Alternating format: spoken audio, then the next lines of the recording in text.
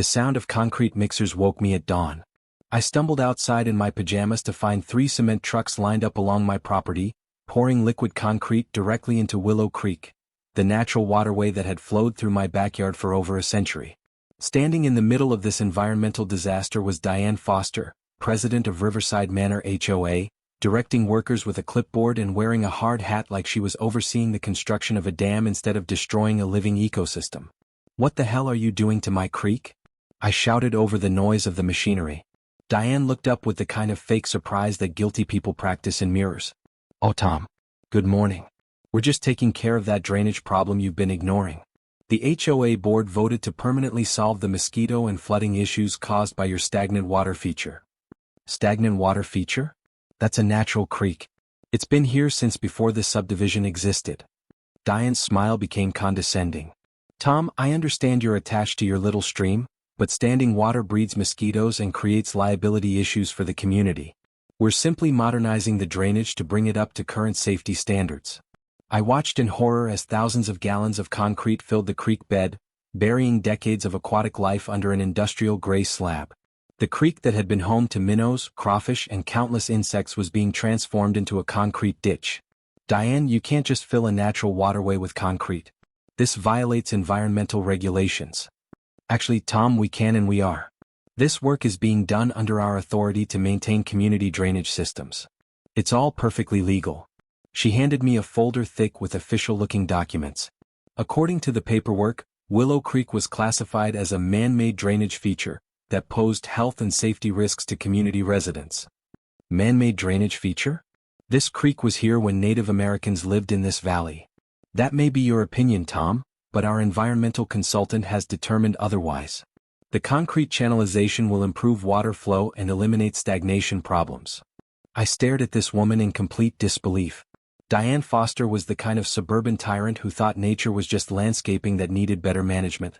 She lived in a sterile McMansion with artificial grass, plastic flowers, and not a single tree that hadn't been specifically approved by the Architectural Review Committee. What environmental consultant? Diane's smile tightened. Dr. Richard Sterling, a highly qualified environmental engineer with extensive experience in suburban water management. Dr. Richard Sterling turned out to be Diane's brother-in-law, a retired civil engineer whose only environmental experience was designing parking lots. But I didn't learn that until later. By noon, Willow Creek was gone. 100 years of natural water flow had been replaced by a concrete channel that looked like a miniature highway. The workers had even painted yellow lines down the middle, as if fish were supposed to stay in their lanes. "The concrete needs 48 hours to cure properly," Diane announced as the trucks packed up. "Please keep children and pets away from the work area during this time." After she left, I stood next to the concrete slab that used to be my creek, feeling like I was at a funeral. The sound of flowing water that had been the soundtrack to my morning coffee was gone, replaced by the echo of water hitting concrete. My neighbor Sam walked over with the expression people wear when viewing car accidents. "Tom, I'm sorry about your creek. Diane's been planning this for months."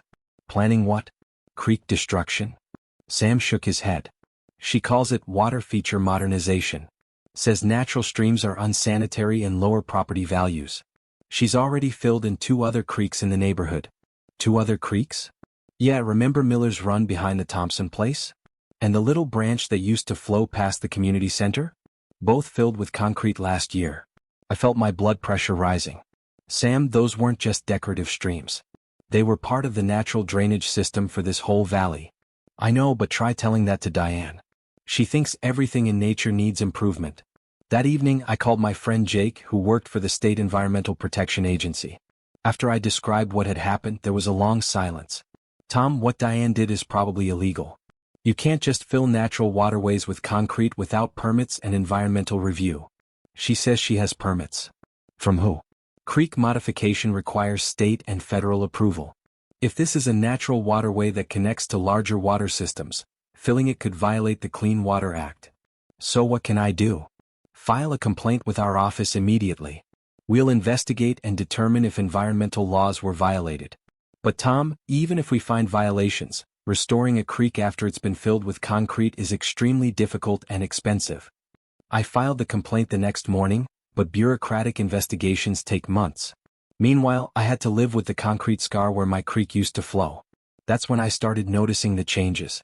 Within a week of the concrete pour, water began pooling in yards throughout Riverside Manor. Areas that had always been dry were suddenly soggy. Basements that had never had moisture problems were developing musty odors. The reason was simple. Willow Creek hadn't just been a pretty water feature. It had been the primary drainage for the entire neighborhood, carrying groundwater and storm runoff away from residential areas. By filling the creek with concrete, Diane had created a dam that forced water to find new paths. And those new paths led directly under the houses in Riverside Manor. But the real fun started 2 weeks later. I was having my morning coffee when I noticed something odd in my backyard. The concrete channel was bone dry, but there was standing water everywhere else. My lawn looked like a marsh with water pooling around trees and flower beds. Then I looked toward the Riverside Manor subdivision and started laughing. Diane's neighborhood, which sat in a natural depression below my property, was flooding. Not the dramatic kind of flooding that makes the news, but the slow, persistent kind that turns manicured lawns into swamps and makes million-dollar houses smell like wet basements. The water that used to flow harmlessly down Willow Creek was now seeping through the ground, following the path of least resistance directly into Diane's community. Her own house, sitting at the lowest point in the development, was the worst hit. Her perfect lawn was underwater, her flower beds looked like rice paddies, and her driveway had become a shallow lake. I grabbed my camera and documented everything. Over the next month, the situation got progressively worse. Without natural drainage, groundwater in Riverside Manor had nowhere to go. Lawns turned into marshes, foundations developed cracks from shifting wet soil, and several houses had standing water in their crawl spaces. Diane tried everything to fix the problem. She hired pumping services to remove standing water, but it just came back. She had drainage contractors install French drains, but they couldn't handle the volume. She even tried having the city install storm drains, but they couldn't get permits to connect to the main system. The funniest part was watching Diane's attempts to maintain her perfect suburban image while living in a swamp. She hired a landscaping crew to install raised walkways across her flooded lawn. She bought industrial fans to dry out her basement. She even had decorative bridges built over the standing water, as if flooding was an intentional design feature. But the smell was the worst part. Standing water breeds mosquitoes, algae, and bacteria. By summer, Riverside Manor smelled like a sewage treatment plant. The very problems Diane claimed to solve by filling my creek had multiplied tenfold in her own neighborhood. 3 months after the concrete pour, I got a call from Jake at the environmental agency. "Tom, we've completed our investigation. What Diane did was definitely illegal. Willow Creek is classified as a protected waterway under state and federal law. Filling it without permits violates multiple environmental regulations. What happens now?" Diane faces significant fines and a court order to restore the creek. The problem is, removing concrete and restoring natural water flow is incredibly expensive. We're talking hundreds of thousands of dollars. "Will the state pay for restoration?" Jake laughed. "No way. Diane created this mess and she gets to pay for fixing it. Environmental violations come with personal liability." A week later, Diane received an official notice from the state environmental agency. She was being fined $50,000 for unauthorized modification of a protected waterway and ordered to restore Willow Creek to its natural state within 6 months. But that wasn't her biggest problem. The flooding in Riverside Manor had triggered a cascade of insurance claims and legal issues. Home insurance policies don't typically cover flooding caused by man-made alterations to natural drainage patterns. Several families were facing huge repair bills with no insurance coverage. Those families hired lawyers and sued the HOA for damages. Since Diane had acted as HOA president when she ordered the creek destruction, she was personally liable for the consequences. I was sitting on my back porch enjoying the sounds of my neighbor's industrial water pumps, when Diane finally came to see me. She looked like she'd aged 10 years and 4 months. Her perfect hair was limp, her designer clothes were wrinkled, and her usual arrogant confidence was gone. "Tom, we need to talk about the creek situation." "What about it, Diane?" "The state is demanding restoration, and the engineering estimates are substantial." "How substantial?" $400,000. Maybe more, depending on how much concrete has to be removed. I whistled softly. "That's a lot of money for modernizing drainage." Diane's composure cracked. "Please, Tom. The flooding in our neighborhood is terrible. Half the houses have foundation problems and 3 families have moved out because of mold issues. If we don't restore the creek soon, I'll face millions in damage claims." "Gee, Diane, that sounds like a real drainage problem. Almost like destroying natural water flow was a bad idea. I know. I made a mistake. But surely we can work together to fix this. I looked at this woman who had destroyed a century-old ecosystem to improve her property values. Diane, you didn't make a mistake. You made a choice. You chose to ignore environmental regulations. You chose to destroy my creek without permission. You chose to prioritize your vision of suburban perfection over natural systems. What do you want? Money? I'll pay for everything. I want my creek back, the way it was, with the ecosystem intact and the water flowing naturally. Yes, absolutely. Whatever it takes. But first, I want you to explain to every family in Riverside Manor exactly how filling a natural drainage creek caused their flooding problems. Diane's face went pale. Tom, if I admit fault, the lawsuits will destroy me financially. Then you'll understand how it feels when someone else's decisions destroy your property and your peace of mind. That evening, Diane held a community meeting at the flooded Riverside Manor clubhouse. With 50 angry residents watching, she admitted that the HOA had illegally filled a protected waterway that served as natural drainage for the community. We acted without proper environmental review, she said, reading from a prepared statement. The flooding and foundation problems in our neighborhood are a direct result of our poor decision-making regarding the creek modification. The room erupted in angry shouts and demands for compensation.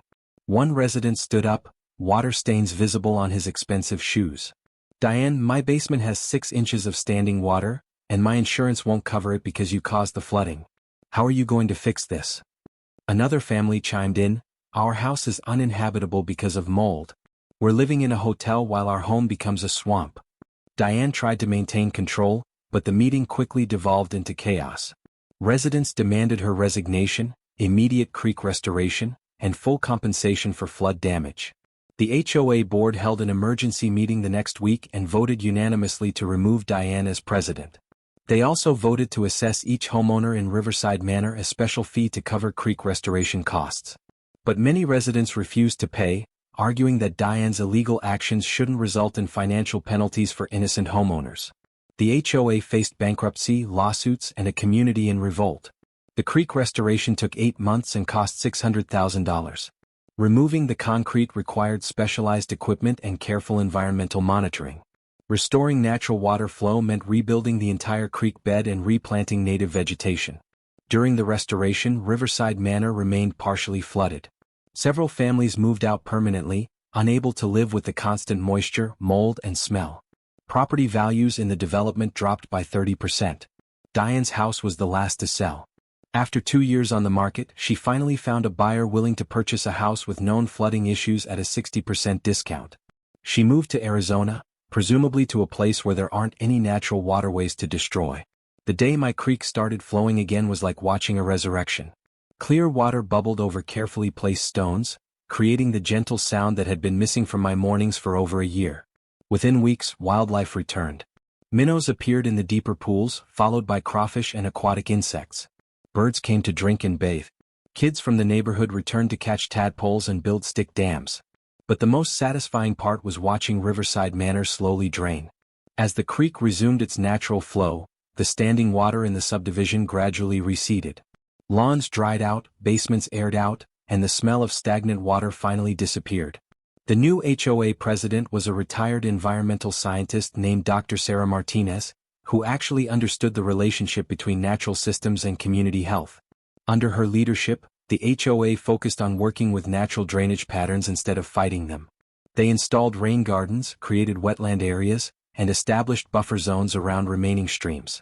Riverside Manor became a model for sustainable suburban development instead of an environmental disaster. 1 year after the creek restoration, I was sitting on my back porch enjoying my morning coffee when Dr. Martinez stopped by. Tom, I want to thank you for fighting to restore Willow Creek. The whole community is healthier because of your persistence. Sarah, I didn't fight to restore the creek. Diane's own actions made restoration inevitable. I just documented the consequences. Still, you could have sued the HOA for damages and walked away. Instead, you insisted on environmental restoration. I looked at the creek, now deeper and more beautiful than it had ever been. Fish were rising to catch insects, and I could see the tracks of raccoons and deer in the mud along the banks. Sarah, you can't replace a natural ecosystem with money. Diane thought she could improve on 100 years of natural water flow with concrete and engineering. nature taught her otherwise. That evening, I sat by the creek with a beer, listening to water flow over stones and watching fireflies dance above the surface. My creek was home again to fish, frogs, and countless aquatic creatures. Most importantly, Riverside Manor had learned to work with natural systems instead of fighting them. Sometimes the best revenge isn't fighting back, it's letting natural consequences teach the lesson. Diane had spent months trying to control nature with concrete and chemicals. In the end, she was defeated by something she couldn't control, couldn't intimidate, and couldn't concrete over: hydrology. Water always finds its way. And people who fight natural systems always create their own problems. The creek was back, the fish were swimming, and justice had been served one drop at a time. Diane had wanted to modernize my creek with concrete. Instead, she learned that some things work better when you leave them alone. The sound of flowing water was the sweetest revenge of all.